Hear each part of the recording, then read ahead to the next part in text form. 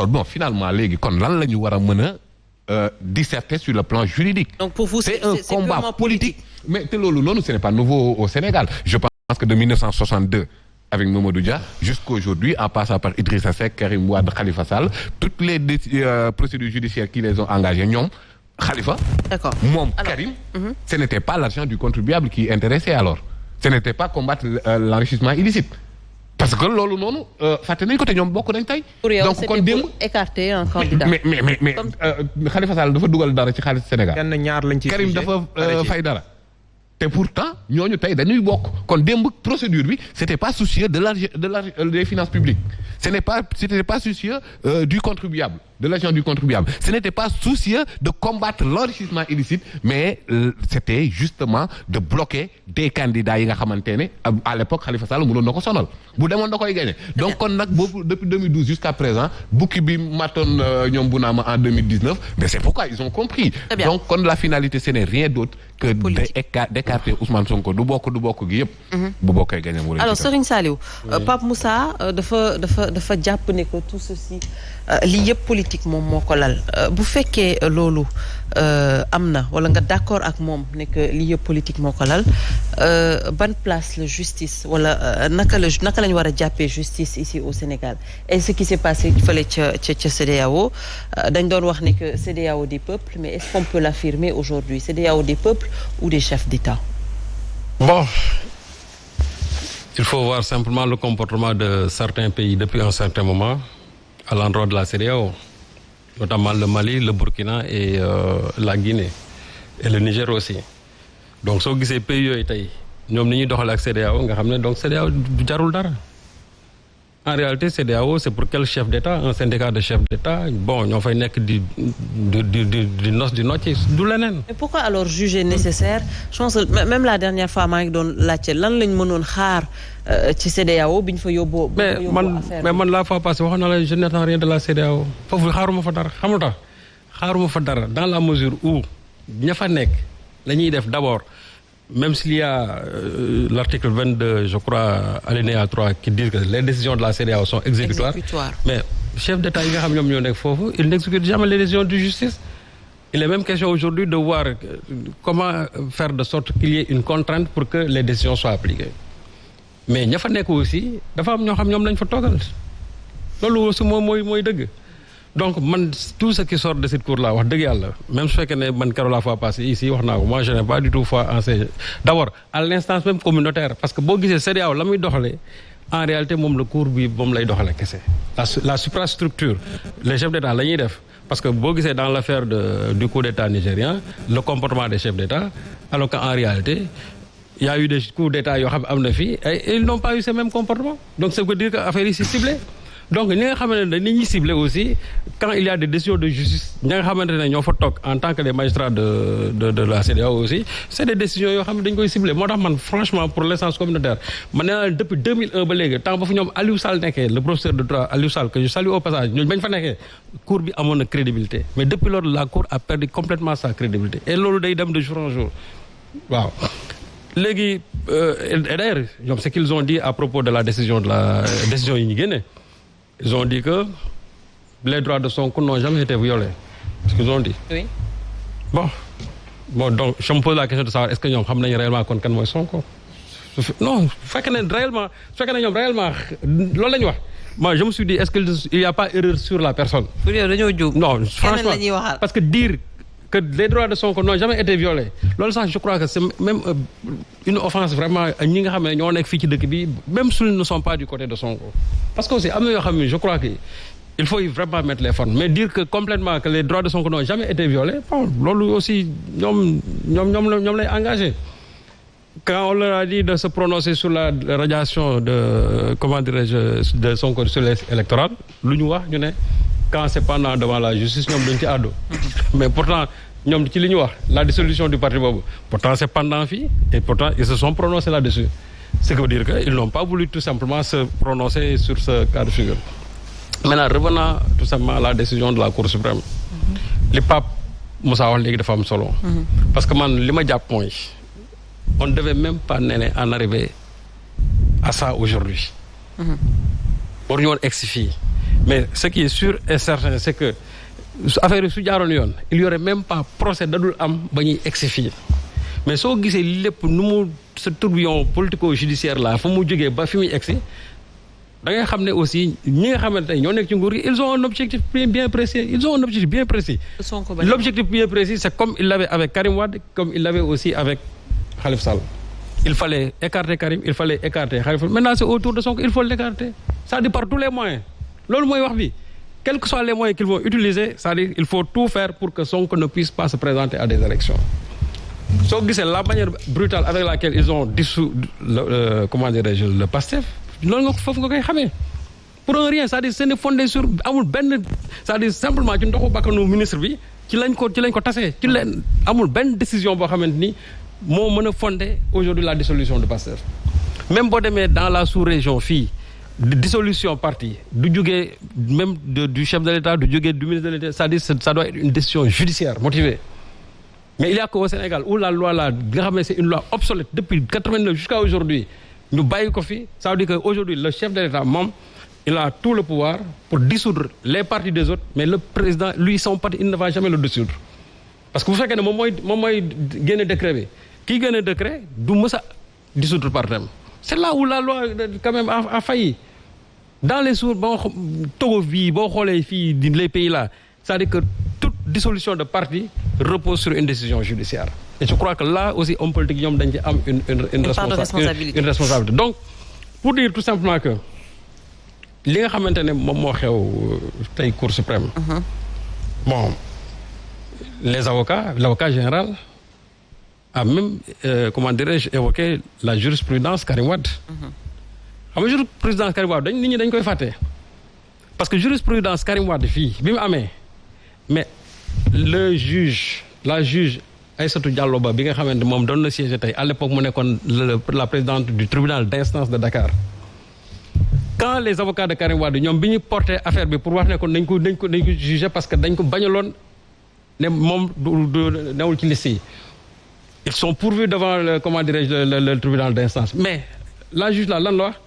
elle n'est pas compétente c'est-à-dire le tribunal n'est pas compétent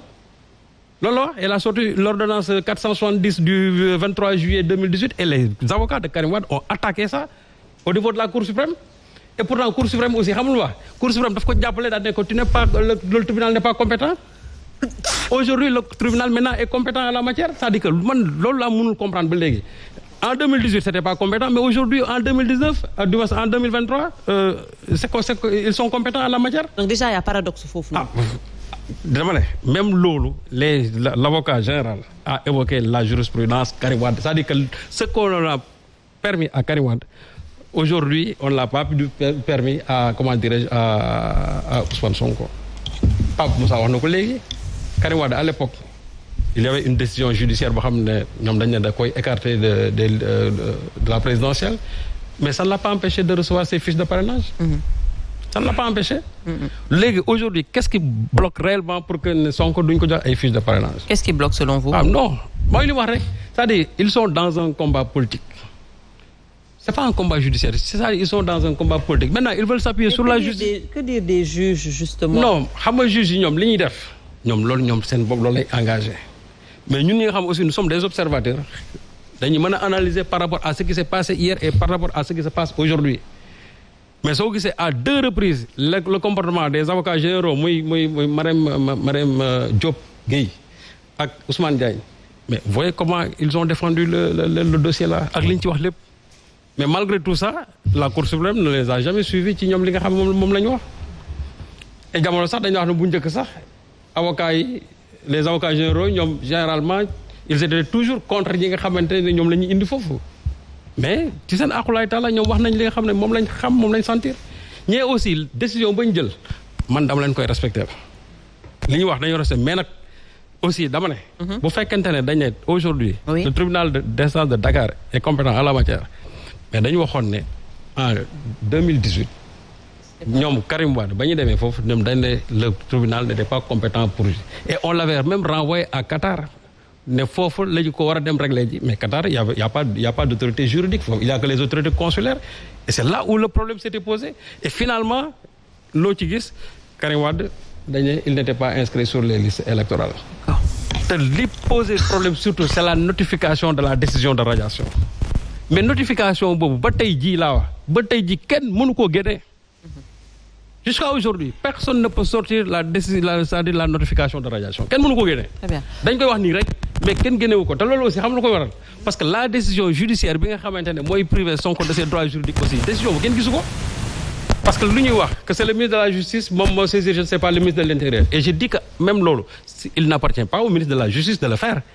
c'est le greffe de la cour d'appel de Dakar moom moo war a def loolu c'est lui qui doit amener la liste de tous les gens qui sont frappés d'inéligibilité mais loolu les gens n'ont qu'à se rendre au niveau de la cour d'appel pour voir réellement ndax loolu am na ba léegi décision de judiciaire boobu ba tey ji kenn mënu ko wax parce que décision judiciaire boobu moom moo war a indi la notification de radiation mais décision judiciaire boobu nit ñi gisuñu ko comme que décision boobu gisuñu ko nag léegi mais notification de radiation mënta am comme que notification de radiation mënta am nit ki kenn mënu ko radier des listes électorales parce que aussi wax ji ba léegi mais bu fekkee da nga ne yow dañ laa radier des listes électorales mais nañ génne notification bi ne mi ngi nii te notification boobu aussi dafay am lu nekk ci ginnaaw muy la notification judiciaire c'est-à-dire de décision de justice bi nga xamante ne moo condamné Sonko. léegi mais loolu ba léegi. kenn mënu cee gis dara kenn mënu cee gis dara. bu fekkee ne que li ñu nekk di def nii yëpp wala di wax nii yëpp c'est purement et strictement politique. Quelles sont les chances aujourd'hui pour que Ousmane Sonko ñu réintégrer ko ci liste yi. ba mu mën a jot fiche de parrainage am wala ba mu mën a bokk ci élection yi. nee man je ne vais pas faire de la météo politique. gis nga ce qui se passe ici. man wax naa la ko nee naa le projet du pouvoir. je ne parle pas du projet de la justice le projet du pouvoir. mu bañ a bokk c'est faire de sorte que par A ou B Sonko du bokk ci élection yi. ak fu ñu mën a jaar c'est-à-dire fu ñu mën a jaar ñoom loolu lañ bëgg. ndax dina am ñu leen ciy jàppale mais ñoom loolu la ñu bëgg soo gisee l'affaire Mame Mbaye Niang mais ça a été clair parce que quand on a sorti le verdict bi nga xam moom la ñu jëkkoon génne les gens ont jubilé mais de façon éphémère pour revenir en disant que non peine bi doyul parce que la peine là mënul écarter Sonko xam nga loolu déjà même ci seen biir conférence de presse sax dañ koy wax mais pour dire que donc finalement le projet c'était quoi est-ce que damay doon raxas sama der wala ndax damaa bëgg nit ki ñu génne ko ci élection yi parce que man jàpp naa ne bu fekkee ne yow da nga ne dañoo yàq sa der bu doon 1 mois sax laa wax la ñu dóor waa ji sursis jox la 1 franc symbolique yow ragg nañ sa der mais ñu def la 2 mois nga ne doyul léegi lan moo doy léegi peine bii doy mooy 6 mois yi nga xamante du te yow du changer dara ci yow ne nga da nga yàq sa der mais kay wax dëgg yàlla bu ñu kii la tuumaal dóor nañ ko 2 mois de sursis pour man jàpp naa la doy na mais puisqu'il fallait maintenant mettre une peine boo xam ne ça rend inéligible Sonko moo tax déjà et puis il faut voir aussi la célérité avec laquelle les gens accélèrent les procès de Sonko. Oui. Précision. Ce n'était pas Mame Mbaye lui-même moom moo mënoon a def appel pour ñu corser la peine. C'est le procureur. qui exécutait la politique pénale du gouvernement moom moo dugal appel bi pour corser à 6 mois même dans l'affaire Sweet Beauté. Adji Sarr si waaw Adji Sarr menace de mort viol. ñaar yooyu yëpp. nee lañ teg c'est le procureur celui qui exécute la politique pénale du gouvernement moo évoqué waat corruption de la jeunesse donc lépp c'est une exécution léegi nee na ma jeexal donc pour dire tout simplement que man li ma jàpp mooy il faut pas que les gens là se triturent les méninges ndax bu ñu demee au niveau je ne sais pas du tribunal d'instance ndax Sonko am na fa chance nii et cetera il faut pas que les gens se trompent dama ne su fekkoonte ne rek laa wax bëgguñu woon Sonko écarté ko ci élection yi procès moo dul am c'est-à-dire procès moo ci waroon na am. mais comme que lii ay procès am na ci bañ naan ay procès en diffamation aussi am na ci boobu ba léegi te léegi chaque fois bu ñuy wax li ñuy viser mooy il faut qu'ils soient inéligibles. Ça signifie que donc ils sont dans le processus c'est tout. Maître est-ce que dina yomb tey ñu mën a dindi ci xelu population bi wala déjà ci li ñuy wax ci plateau bi rek nga mën a dindi ne que tout ce qui se passe c'est justement pour écarter Ousmane Sonko ci élection présidentielle yi lée. xam nga ci plateau bi moom mënoo ko dindi maa ngi nuyu Pa Moussa dafa ñëw avec 2 bracelets Sonko aux mains. xam nga ku ñëw. non bracelet de la liberté moom maa jël engagement bi depuis lundi. ku ñëw avec 2 bracelets. non depuis lundi maa jël engagement bi ne le 17 la. boo nee. loolu bëgg a mënatul objectif. non mais attends évidemment boo nee politique la de justice loolu ça ne surprend personne honnêtement mënoo ñëw ci plateau nga ne chroniqueur nga juriste nga ñëw avec 2 bracelets nga ne c'est de la science politique alors que def ko yu pas assaini moom sama loxo dañoo nekk nii di commenter des décisions de justice. En fait moi la question que je me pose bu dee science politique la bu dee bataille politique la lan ngeen di def Cour suprême lan ngeen di def CEDEAO lan ngeen di def Ziguinchor. c'est-à-dire que il faut aussi être cohérent. Si vous estimez que lii c'est une bataille politique que je sache bataille politique c'est pas devant les juridictions ah les grands hommes politiques loolu la ñu wax la bataille politique c'est pas devant les juridictions mais yéen à chaque fois c'est la bataille juridique la bataille politique mais yéen a ngi def ay recours